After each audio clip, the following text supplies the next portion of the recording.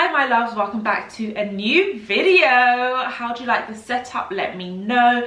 I'm just trying to do more sofa chats with you guys, and today's topic is inspired by my actual real life. Buying a house with bae. Before I get into it, you might hear a few knocks and noises. I can't help it. My neighbours are doing some renovations, which has been going on for a long time, but I keep saying to myself, give them grace, Jade, because you too will be one of those neighbours eventually, again, because you were, and you're gonna do it again. So I'm giving them grace. Anyway, I am gonna be sipping tea because I'm so hungry, but I want to film for you guys, so I'm having chai tea today. So I'm going to lay out the different scenarios and ways you can go about doing it. But before I even get into the nitty gritty of it, I really want to touch upon the things that you need to be thinking about and speaking about before you even make the decision to start looking for a house, finding a house, making all these life plans together.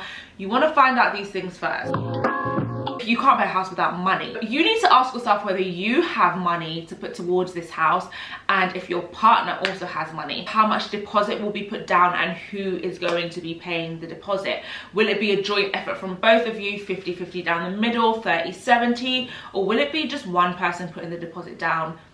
You guys need to discuss this. Research what it's going to actually cost you to buy the house. Don't just be a dreamer. I know us girls like to do that. We like to dream and just kind of be like, that's what I want, and tell the guy. But oftentimes guys are clueless and they need us girls. And to be honest, it's women in the UK in particular that are buying houses younger than our male counterparts. Just saying. So if anyone needs to know this, it is you. Talk to them about the nitty-gritty financial aspects, and that also goes for the credit score. Your credit score is so important for life in general. Buying things on credit, you know, buying a house, so many different things, even down to furniture that you may not want to just pay all outright because you're budgeting, or it's like, well, why not? I can pay installments every few months. But you just don't want to get to a point later in the road when you're buying furniture and that partner can't do it because they haven't got good credit or whatever, or they haven't got any more savings. So you want to make sure you're both over saving and you've got extra money saved away, stashed away for a rainy day, for renovations. Like I said in my reel today, you know, don't be the babe that has the big dreams, wants to strip this, rip this wall down, I'm speaking to myself here, but you haven't got the money to back it up. Because most of the time, if your partner doesn't want that stuff and they are the ones paying financially, they probably won't want to, because to them that open plan living space is not important. So if there are specific things that you're going to want in that home, I suggest, just a thought, you save your money for those things. Another thing to think about financially as well is who is going to be paying, you know, the mortgage, the utility bills, if you're buying an apartment or flat, the service charge, things like that. Where does that responsibility lie? You need to kind of have that planned and prepped. You don't want any surprises down the line, and you want to make sure that you can both afford what you are being given to be responsible for, if that makes sense. So these real conversations can be awkward, but if you are saying, babe, I want to be with you for life, don't just assume that this person knows what you want.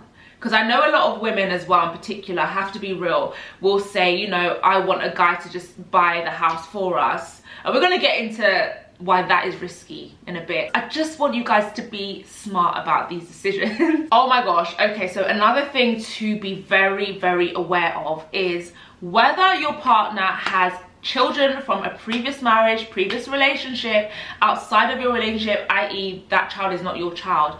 Because again, when I get into the different processes of buying with a partner, this is very important. Okay, keep that there, and if your partner does, make sure you watch this video to the end. Okay, or if you are the person with the child, make sure you watch this video to the end so you know the extra things that need to happen down the line. From my perspective, I want to know whether my partner, my husband, is a handyman. Is he someone I can trust to get things done, or are we going to waste a lot of money on just jobs that he could do himself? Luckily, I'm a handy girl. You guys have watched me along this 6 to 7 year journey in this flat, and you know I have painted, I have done so many things, drilled walls, whatever. But I can't lie, when I get married, I want a lot of that responsibility passed on to him. Yes, I'm still going to be the girl that likes to put furniture together and stuff, but you want to know that you're with someone who is also proactive and physical as well.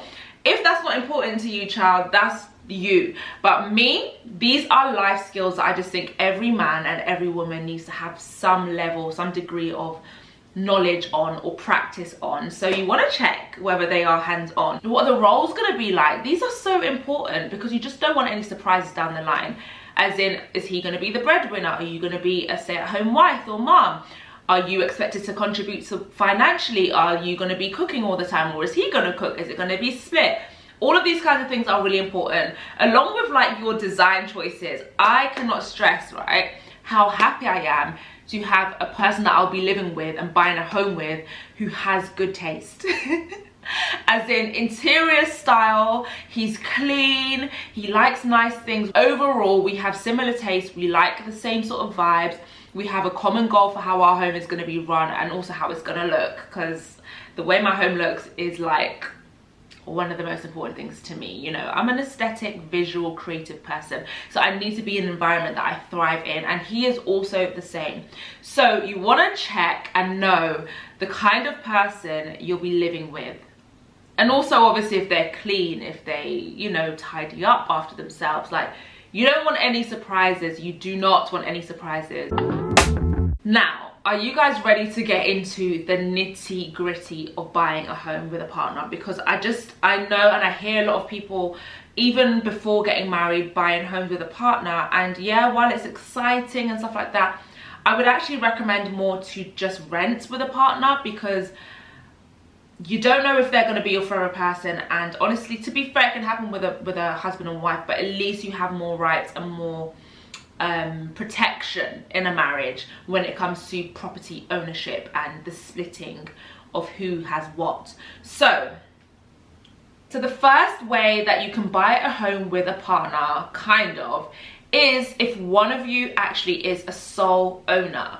So how are you both owning it? Well, I'll explain.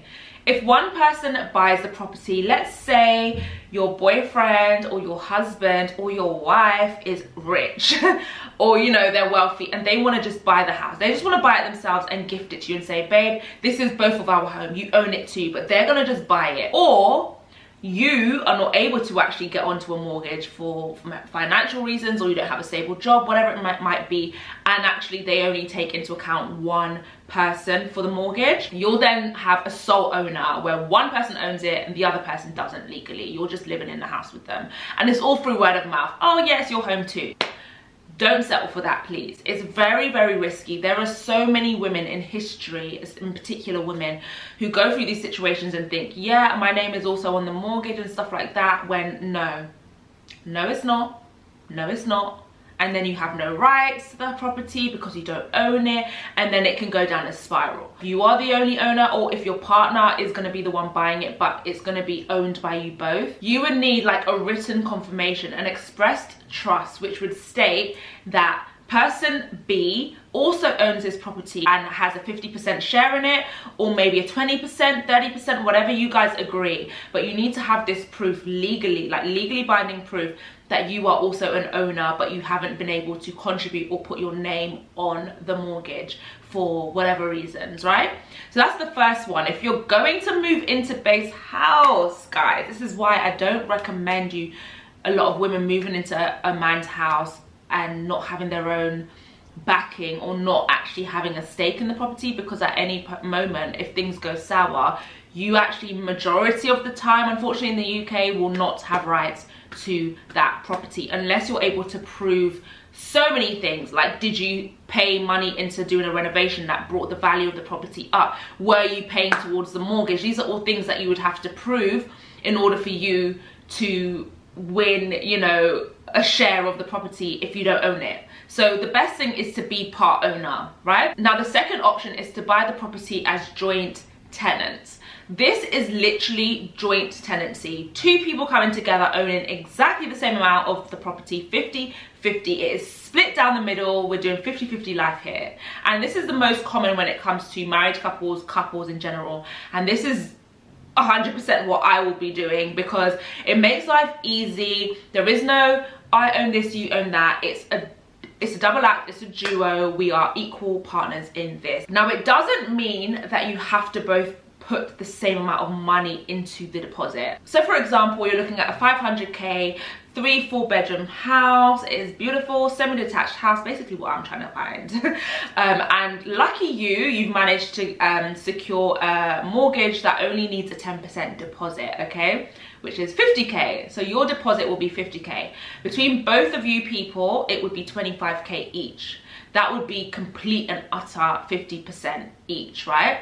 But in this scenario, you don't have to do the exact same amount of deposit. You can just come up with a deposit together, it doesn't matter, but you will both own the same amount in the property. You will both have the same share in the property. I hope that makes sense, right? The reason why many people do this, especially married couples, is because there is something called right of survivorship. This is essentially when one of the people sadly pass away, their share automatically is passed on to their surviving partner, husband, wife, whatever, and they do not look at the will. The will has nothing to do with this. So if you are somebody who does have a child from a previous relationship and you actually do want your child to have a share in this, you'd have to go through other legal routes to do this, but they will not look at your will, which is why the next option may be more suited to you. All right, it might be. Or if you trust your partner and you know that your partner will gladly give, you know, money or whatever to your previous children, fair enough, but things do often get sticky. So I personally would just go through legal I jump through all the legal hoops to make sure things are happening properly. So option number 3 for buying a home with Bay is tenants in common. Now you can do this with up to 4 people, meaning 4 people can come together and all buy this property together. Or it could just be 2 of you, it doesn't matter. But you don't have to have the exact same share in the property. It doesn't have to be equal. One person can own 70% and the other person can own 30% share. So in some scenarios, like I mentioned earlier, where one person, let's say, has more of a deposit, for example, is putting down a lot more money than the other, they may choose to protect that money. And some couples actually choose to, you know, allow that person to actually get that money back should the property be sold. For example, we'll go back to my house situation of a 500k house, a £50,000 deposit between you both, but actually this man decides he's going to put down 40k and you're going to only put 10k down for whatever reasons, affordability or generosity, whatever. That husband who's put down £40,000 can protect that money, and if the property is sold later down the line, he will get his £40,000 back on top of the equity that has been accumulated over the years that then gets split between you and your husband. Does that make sense? So that's something that people tend to do to protect their money, especially when they're going in and they know they're going to be putting up a lot more than the partner. What I will say on that is if you are the other partner, i.e. in this scenario the wife, but obviously you can be a husband putting less money, because trust me, women, they're making more money than men, but I'm just using it as an example, okay? If you are the wife on this scenario, you want to make sure you are aware of that, because you don't want surprises later down the line when, let's say, you guys are trying to sell the house or you're divorcing, and then you realize, oh, hold on, why is he walking away with more money than me? Well, honey, you signed up for that at the beginning. So you want to make sure, do not leave all these legal things and property buying things and documents to the man. A lot of women do this. They just, oh, whatever, you do it. This time he's writing you out of the property. If you think, oh yeah, half of it is mine, girl, you're walking away with 20%. Maybe 5. So just make sure you are in the loop of this stuff, please. It's 2023. You guys should know this. Watch my videos. I'm trying to teach you something. Another point to make here is that the right of survivorship does not apply here. This can be a positive and a negative, and I'll explain why. So if partner A actually does pass away, instead of that share of the property moving straight directly to the other person and them owning 100%, they actually look at your will now. So it's important to have a will. If you do want that money to go over to your partner, you need to express that in the will. But if you don't, and let's say you do have previous children, for example, you want to make sure that is in your will, because they will then look at giving your share of that property to whoever is named in that will. So that's why a lot of husbands and wives do go for option 2 of the joint tenancy, because obviously what's mine is yours. If you pass away, I own the whole house and things like that, and it's very smooth and direct. whereas tenancy in common is a little bit more and things need to be explicitly stated in your will. Okay, I hope that makes sense. I know while I'm talking about this, many of you are thinking, okay, but I'm in a situation where I'm living in my partner's house, we're not married, we're just cohabitating, etc. He owns the house, for example. Do I have any rights? Okay. In the UK, as a blanket statement, no, you don't have any rights to his property. He sold it. Would you get a share? Do you own the property now because you've lived there for 10 years?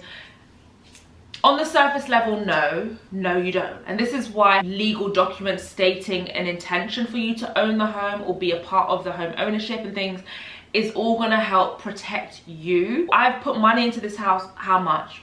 What? Paying for food. That's not enough to have a claim of ownership or a stake in the property. So these are some of the things to bear in mind if you're in that position or you're thinking about moving into a partner's home, and men as well, you're thinking about moving into your partner's home. Just bear these things in mind and have the discussion, right? So like I mentioned, you have to be able to prove contributions. Contributions can range now, but they have to be substantial financial things. For example, is there proof that you've been paying the mortgage or paying a substantial amount of that mortgage on a consistent monthly basis, which shows that you're actually paying for the upkeep and ownership of this home? Another example could be, have you invested money into the property? And I don't just mean, oh, I've bought furniture, I bought a sofa, I made it look pretty, I buy candles. No, like a renovation. Did you pay towards, or did you pay full stop for a rear extension or an outhouse to be built, which would cause the property value to go up? These are things that the court, and that would legally look like contributions that would mean, okay, well, you know what, this person has invested in this house, they should be able to walk away with something.